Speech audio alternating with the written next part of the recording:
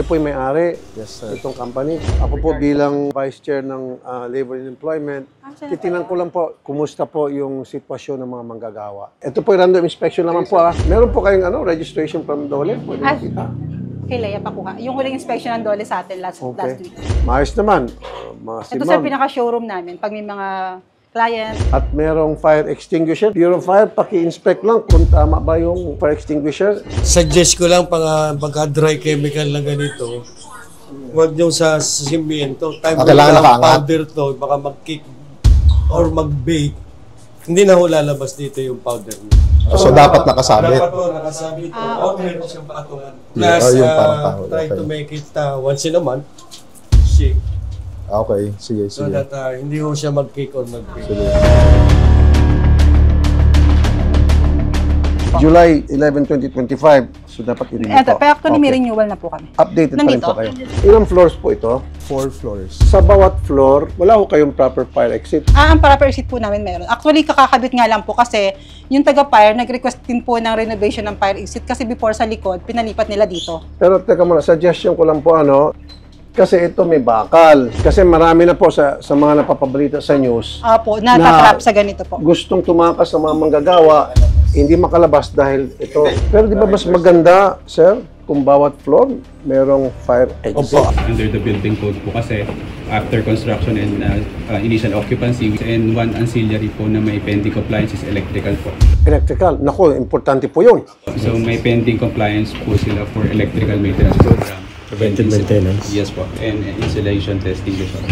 So ano po yung dapat nilang gawin? They have to hire the private electrical engineers to assess po yung building nila. Wala namang violation, sir. Ano lang, so kailangan lang i-inspect parang... Actually, sir, yun po yung violation. So maging compliant po kayo, sir.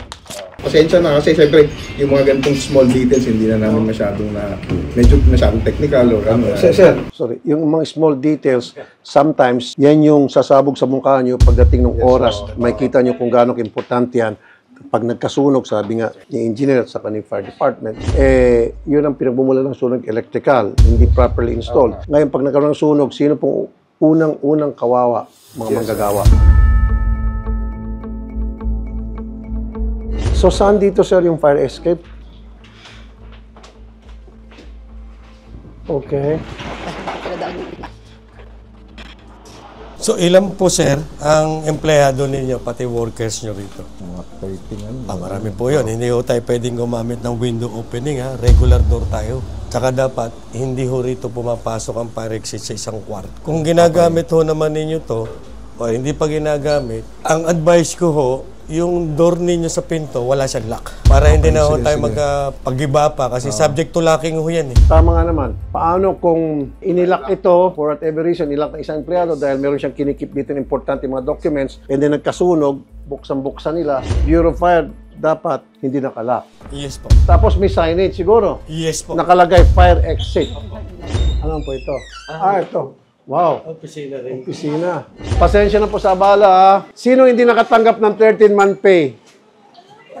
Taas kamay. Nakatanggap ba kayo ng 13-month pay? Sure? Ilang oras kayo nagtatrabaho? 9 hours po. Tapos yung 1 hour po break time po. Parang 9 hours sila sa office. Good na po yon. Opo, basta 8 hours po na duty nila, then 1 hour na break. Ay, boss, chief, paki-repair lang ito. May madudulas at madulas dito. Alam mo yung nangyari kay Eddie Garcia? Ganito yun. Na natisod siya. Lagyan niyo po ito ng tape. Oh, tingnan natin fire department. Mukhang maganda ito. Bago at saka digulong. Ang problem nito, Anong problem po niyan? napakalaki nito, hindi kakayanin ng isang tao to. Laging dapat dalawa to eh. Sa ganitong sa opisina, okay. Pero doon sa taas, possible baka doon to ilagay. Ito po may gumagana na testing na ho ninyo. This is a standpipe, Senator. Oh, di ba dapat i-break na lang ito? Ano may susi naman siya. Hindi, ano yan? Yung konektado sa... Sa Y connection niya. Oo, sa labas eh. Dry standpipe. Pagka... Ibig sabihin pag dumating ang bumbero at saka lang ay hindi ho. Dapat ho yan may tubig na. Wala na ho tayong dry standpipe ngayon. Paano magtatangki kami? Yes po. Kung matagal ho dumating ang bumbero, hindi nyo rin magagamit yan. Importante po yun. Para pagbalik po namin, dapat compliant na po kayo. Dahil kung hindi, gagawa ng parang ng bumbero para kayo po ma-sanction. Saan natutulog yung mga workers dito? Sa taas. Pero dito, ilan tutulog dito? Ilan po natutulog sa taas, just in case? Sa tingin nyo, sir, okay ba yung working condition nila? Ano lang sir, yung mga aisle sir, kailangan lang i-clear para walang nakaharang sa pathway. Ibig sabihin, nalagyan ng yellow lane, sir, yung direction. good, para alam kung saan Saan lalabas dadaan yung po. mga empleyado in case of emergency, saan sila tatakbo. Tama, Bureau of Fire. Anong ginagawa niyo po sa quality control? Tinitingnan po namin yung may mga damage, may mga dumi, sir, Okay. bago i-deliver po. Kayo po yung importante. Oh, syempre po, Kayo sir. po magbibigay ng magandang pangalan sa company. Opo, Okay. kami po.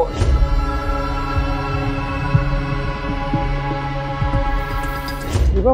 Flammable materials mga ito. Pag nagkasunog, biglang liliyab. May fire exit po dito. Meron dyan. Ang bagsak niya. Nabubuksan po ito? Okay. Meron din po ako recommendation, every now and then, make sure na matibay pa rin po itong hagdan kasi as years goes by, kinakalawang, tapos baka mamaya pagbaba ng mga empleyado, biglang bumigay. So dapat may nag-check. Kasi pag habang tumatagal po, kinakalawang, hindi na maintain, parang useless yung nagagamit. Ito po yung tulugan.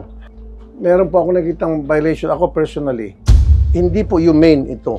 Walang electric fan, walang ventilation, mabaho.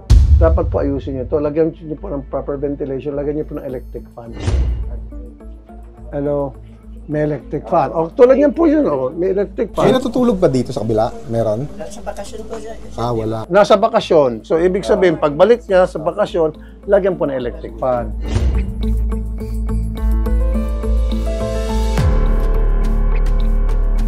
Ako, sir, personal ko, parang tangkal po ng baboy ito. Kasi kung ganitong sitwasyon, mabaho, baka magkasakit sila because of the foul odor. Maganda yung suggestion nyo na i-check na. Itong first aid po, medicine cabinet, walang laman. So, dapat po may medicine cabinet. Meron tayo sa lock. Lagyan nyo na lang lock kung tingin nyo palaging nawawalan. Ang medicine cabinet should not be locked. It should always be accessible at all times. Kaso baka kasi nauubos yung laman yun. Hindi, pag naubos, i-refill nyo, Hindi, kung wala namang gumamit. ibig sabihin, nagnanakaw. E di meron ka dapat mga empleyado taga-check. Ngayon, kung nagdiskumpiyado ka, di lagyan mo ng CCTV. Di ba? Pero dapat yung medicine cabinet, punong-puno po ito ng mga gamot. Boss, meron ka smoke detector dito. Napakaganda ng smoke detector. Sa palagay nyo, gumagana yan? Hindi. Kasi kung gumagapon ho yan, dapat meron niyang nagbiblink. Tapos doon po sa garments kanina sa baba, wala pong smoke detector doon. Bureau of Fire, make sure, balikan niyo po ito, lahat ng mga nilista niya, maging compliant sila. Yeah, on Monday, Senator, I'll call the attention of the Chief of Staff ng Quezon City. Okay. Pwede makita yung CR ng mga empleyado? Oh, bakit ganon? Boss, hindi naman gumagana to. Wala man lang hugasan. Ayusin niyo ito, boss. Make this workable.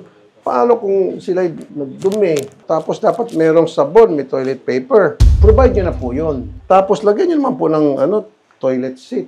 Sa bahay mo, sigurado ako, yung toilet bowl mo may toilet seat.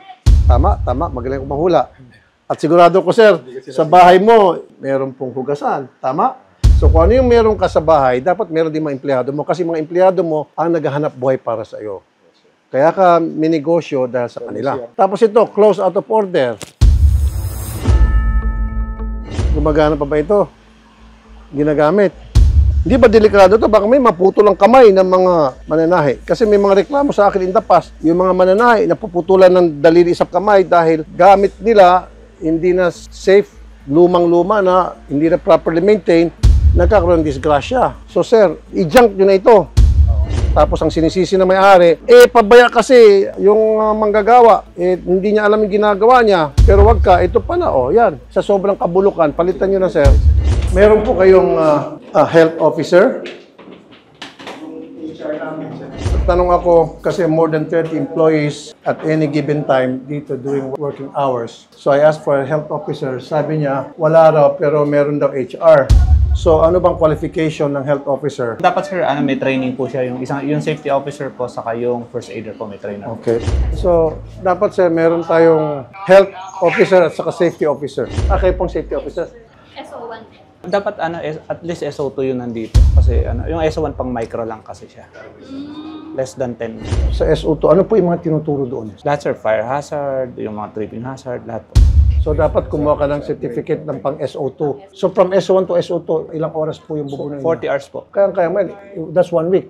Opo. So maging compliant ka para official ka na meron ka certificate. Pag health officer naman, anong certification po? First aid training sir, yung 5 days. Saan pong magagaling yung certificate? Red Cross po yung Red dati Cross? nating provider sir, pero meron na rin tayo mga accredited na private sir na provider.